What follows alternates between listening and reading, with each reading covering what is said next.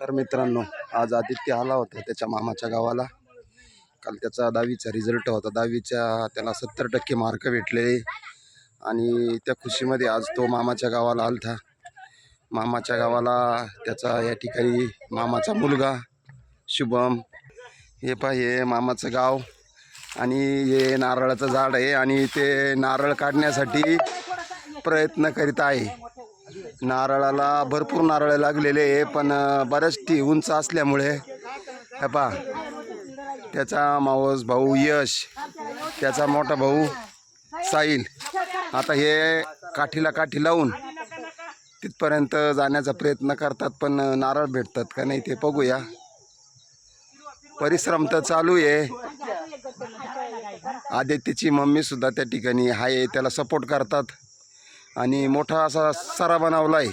पहा आता सरा दिसतोय का, पाहू बरं तुम्हाला. प्रयत्न तर चालू आहे, बघूया त्यांना नारळ पाडण्यामध्ये यश भेटतंय का. ते नारळाचं झाड लिंबाच्या शेजारी आहे.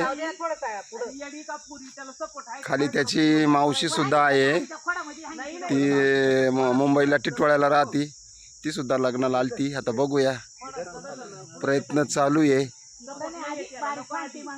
हे पहा वर भरपूर असे नारळाचे नारळ लागलेले आहे. ते पहा सरा दिसतोय का, पहा हा पाहतो तिकडं. हा पण तिथपर्यंत मला वाटतं काही जाऊ शकत नाही. आता ते काय जुगाड करतात ते पाहूया. हे पहा सरा तुम्हाला दिसतो, हे उंचच नारळाचं झाड आहे ते पहा. अरे बापरे, इकडंच माझ्या अंगावर सरा आलाय का काय. पहा सरा, पहा सरा इकडं. हा अशी करामत आहे. मग मामाच्या गाल्या आल्यामुळं खूप मस्ती.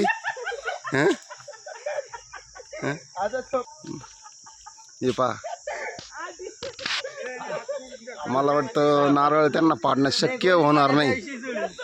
हा आदित्य म्हणतो विषय सोडून द्या, कारण का नारळाचं एवढे उंच आहे आणि हे पहा हा ते सर्वच प्रयत्न करतात, पण ते काही यश काही मिळत नाहीये. हा मला वाटतं त्यांनी आता सोडून दिलेलं आहे. आता लिंबाच्या झाडावर चढलेले ते म्हणते खाली यायचं कसं परत. हा चला खाली. मला वाटतं त्यांच्या प्रयत्नांना काही यश भेटत नाहीये. परीक्षेत त्यांनी भरपूर मार्क पडले, पण इथं नारळ पाडण्यात तो अयशस्वी होतोय असं मला वाटतंय. चला हे पहा, नारळाचं उंच झाड आहे, अजूनही तो वर आहे. त्याचा भाऊ यश, आदित्य खाली आहे, पण मला वाटतं त्यांनी आता विषय टाकून दिलेला आहे.